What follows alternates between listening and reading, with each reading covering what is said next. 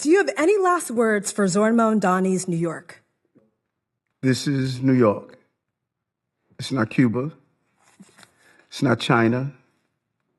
It is the center of capitalism, not socialism. Can't take it backwards. We've made too much success. Got to move forward. Got it. Marry, F, kill, communism, socialism, capitalism. I would marry capitalism, Israel, socialism and communism. I would kick to the curb. Here's a list of things that you love. Marry, F, kill, and the Black community, NYPD, Israel. I would marry, and love all three of them, and I would add on to them Ghana, Senegal, Nigeria, shout out, South Africa. Exactly. I love them all. Love is love, and I've shown it to all those communities. Like, what did Mamdani say in his acceptance speech in New York?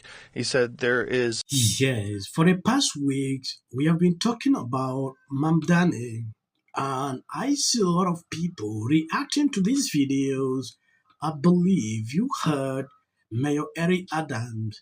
Joe Rogan said something, and Libras are going crazy about him. When you take a look at this is why Joe Rogan is not #1 worldwide podcast anymore, but Candace is. He faced for ridiculous right-wing propaganda with no ounce of credibility. He's a friend. Mamdani is the true populist that Trump wasn't for the right. So let's talk about the problem with Megyn Kelly. And for the same reason the left lost, we will too, which is we're too scared to call out our craziest voices. Here's the thing. I don't expect any better of Tucker Carlson or They're not the problem because they can't be better. But Megyn can. And yet, is choosing not to. For a woman who was always so careful and so unbending with her research, she is miraculously incurious about the things that Candace and Tucker say on their shows. Why? And at some point, ignorance becomes willful, and Megyn's ignorance becomes willful. And when that happens, we have a duty to ask why. She has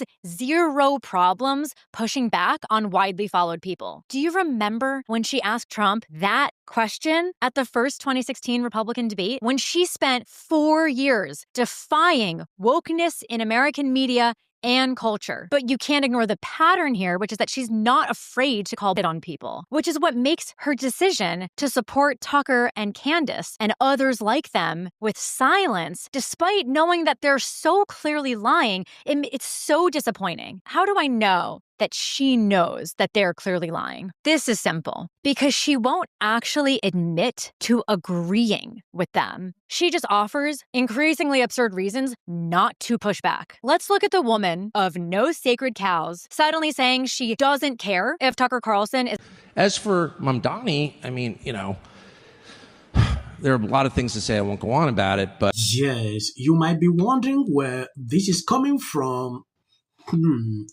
If you remember, Megyn Kelly had conversations with Candace Tucker Carlson, and this has stirred up reactions on social media. A lot of people calling her out, like she should be able to call out Tucker Carlson for some things he is doing wrong. The same with Candace. And Megyn Kelly said she is not doing that. This has actually caused a lot of problem with... As for Mamdani, I mean, there are a lot of things to say. I won't go on about it, but I just taking over the conversation. This is a guy who said in public and then defended his statement that we're going to tax whites more because they're white. Yeah. And nobody cared.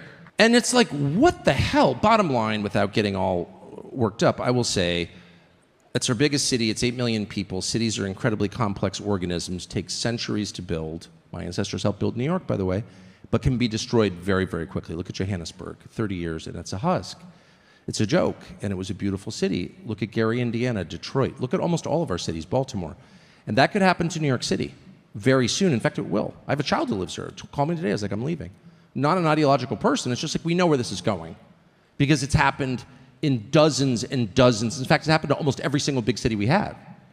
And now it's happening to our biggest city, and it's just the greatest tragedy. And I feel like it It doesn't have to happen. It doesn't have to happen. It's just like your house. If you allow, as the father, as the patriarch in your family, chaos to break out, and you don't settle it down and set limits and say, I mean, I would say my family, I'm all about no. That's my job. I don't like saying no, but that's my duty. Someone has to be like, no, we're not doing that. We're not, pissing in the street, vestibule. We're not pushing people in front of subway cars. We're not smoking park. Like, how about no? And because no one is willing to say that, it just inexorably falls apart. And I think it's the saddest thing I've ever seen. Like, what did Mamdani say in his acceptance speech in New York? He said there is no problem. What did he say about no problem too big for the government or too small for the government to fix? That sounds a lot like communism. That sounds like a terrifying misunderstanding about how the way things work. It's going to be very fascinating to see what he's able to do and what he's not able to do and what the reaction is going to be. His victory speech draws concern as New York mayor vows no problem too large for government to solve. And I think it was too small for government to care about. Yes, I believe you heard what Tucker Carlson said on this video. There is something actually going on in the conservative movement that I've observed, all this while. There are people that go closer to Tucker Carlson, they have been friends for a very long time because of Tucker Carlson's views on certain issues. There are some people they don't want others to associate with Tucker Carlson, Candace Owens. That is what I've observed.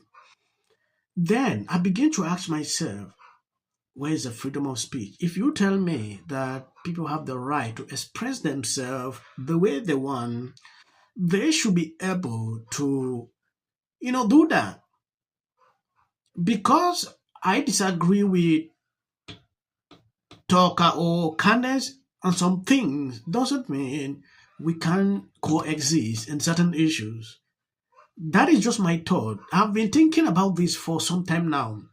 When you look at Candace Owens, before Candace Owens was not like this, there are a lot of things that she is she's saying that draws a lot of attention.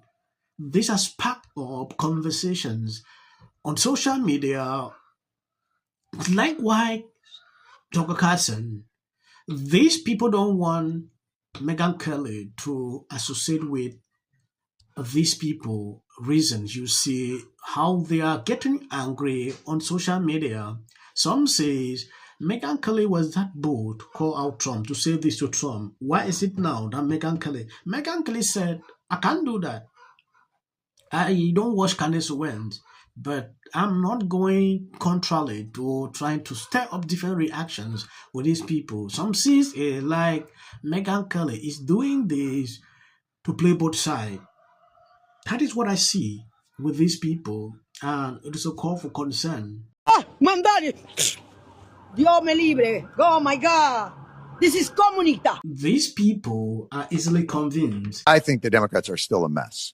I truly believe they're a mess just because there is, what this shows to me is, again, there is this underlying potential energy within the United States of America that is much larger than I think. It is now the time for people to actually experience the guy, the elected. Advice to Mamdani.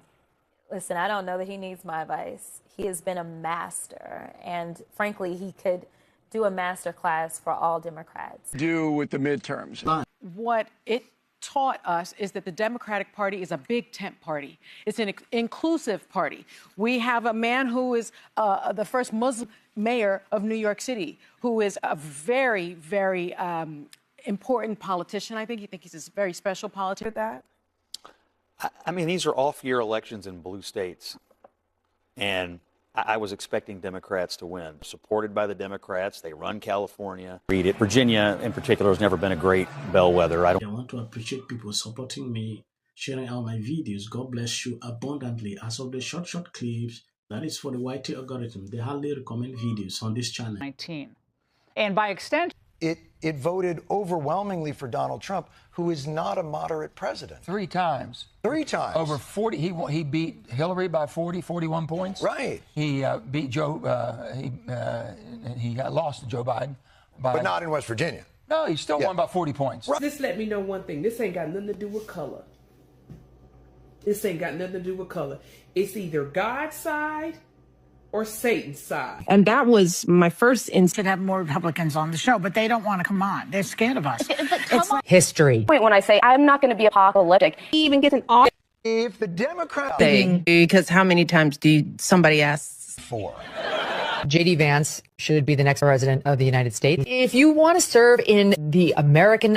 Give interviews, I don't do that. J.D. Vance should be the next president of the United States. Happening at the moment. Yeah. President Obama. He's blatant censorship. Because he says he has a team of fact checkers. The FCC want them to stop fooling around with my right to say what I feel. Right.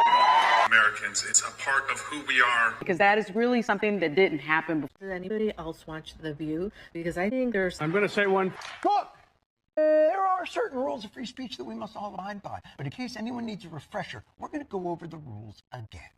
He does not have a right to have a television show. To spreading lies. Somebody to get up there, not all the same people that are in these polite... Disagree with what Gavin Newsom said that he doesn't... Dave Chappelle. Without of interest. I mentioned last night Trump was bragging about how... Hey everybody, how you doing? It's Peggy D. Many were surprised to see Darth Renner... Between now... 60 minutes for editing an interview. In a generation. And that's a pretty bold statement. His campaign promises were wild.